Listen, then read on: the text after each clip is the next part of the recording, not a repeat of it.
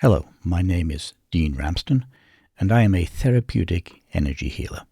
This is the first of a new series on energy healing that focuses on the deeper elements of the healing process that are not usually associated with energy healing work, but which I have found over the course of my career as a professional energy healing practitioner to be vital to the healing process overall. And while there is natural talent involved in energy healing work, in that it requires a psychic or sensitive individual with personal as well as trained experience in the process of healing and transformation, these deeper elements form the structural underpinnings of all therapeutic change. And crucially, you can find these deeper elements scattered throughout the literature on different forms of the healing process, making them powerful allies in any support of a client undergoing healing or transformation in their lives. Let's start with any shift from a past state or the impact of a traumatic history, be it early childhood or adult challenges in our lives, such as a painful relationship breakup. Many clients will seek energy healing as an adjunct to the healing process, where they're using psychotherapy or counseling. Perhaps they feel intuitively that there are structural issues at play in their healing process, not just psychological ones. Energy healing introduces a set of resources to the client that he or she can use to travel their path towards completion of the past and then on to build a new future based on their authentic needs and goals in life. So what does energy healing offer that psychotherapy or counseling does not? First, the concept and reality of each of us having an energy body, an auric field. The idea that we are more than just a physical body or an emotional identity. This is a powerful ally in the process of changing our perspective on any issue. We are not biological androids, but rather self-authoring, creative beings, where our energy body processes our reality, and to change, or rather upgrade the software of this human perceptual reality, and you can also change the emotional and physical reality of that person.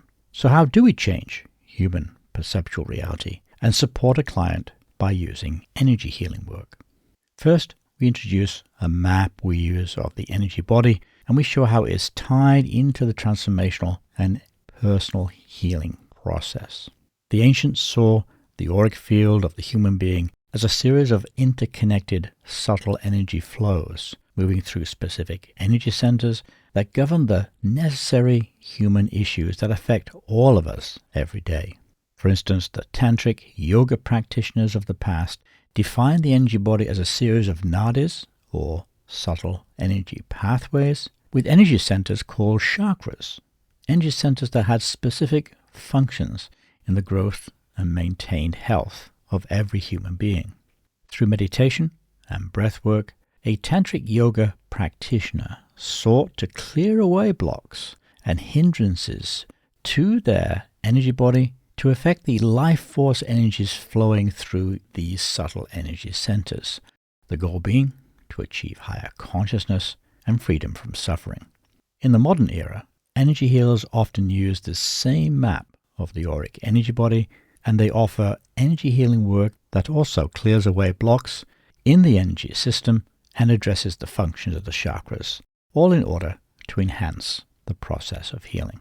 But it's not necessary that the client or the receiver of an energy healing participate in this narrative of the energy body and how it works.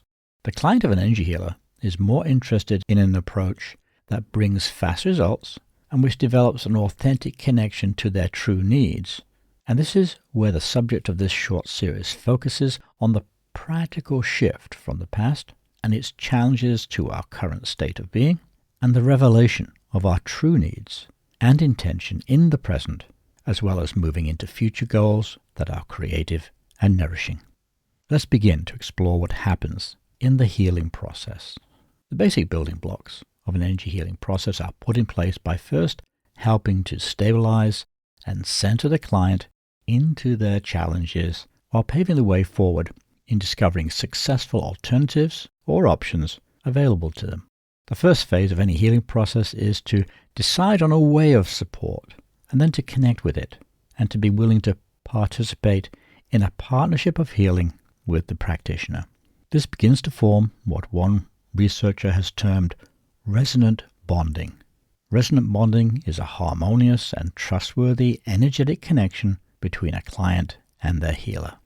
It's a fundamental process in healing in that we temporarily bond with our helper and allow his or her energy body to encourage some form of change or shift in our own energy body. You will often find this mechanism of change in the writings of spiritual traditions, where it may be referred to as transmission, or in alignment with the teacher, or an exemplar of a teaching. The term I often use for myself is the Sufi term, Baraka, which refers to the energetic transmission, supportive transmission from master to student, but there are other names for the same process. And notably in therapeutic energy healing, we don't need to create an authority relationship with the client.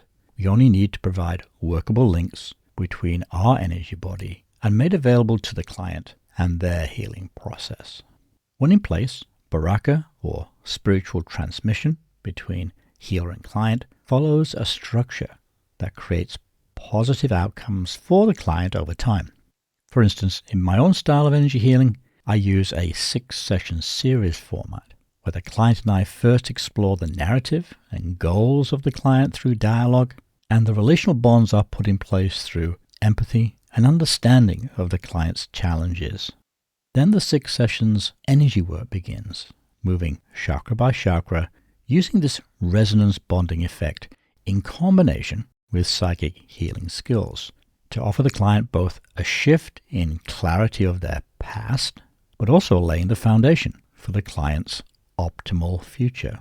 This mostly works if the healer himself or herself has passed through a chakra by chakra transformative experience, so that by use of resonance, by use of a temporary bonding at the energetic level, the client's energy system reorientates itself and finds its own authentic narrative, finds its true calling. Resonance bonding is temporary and is used as a tool for healing and transformation. The ethics of resonance bonding have to be clear, that it is in service of the client's well-being and their growing self-authorship, and is not to be used to influence, exploit, or control the client's process or outcome. This is a therapeutic bonding process in service of the client, and one which ends when the client has achieved his or her goals of change. Or the resonance bonding process can be retooled, refocused on a new outcome for the client, and the client can go to a new level. Join me in the next few episodes of this series, where I will attempt to outline the structural underpinnings of therapeutic healing and transformation and show how it fits in with energy healing. Thanks for listening, and bye for now.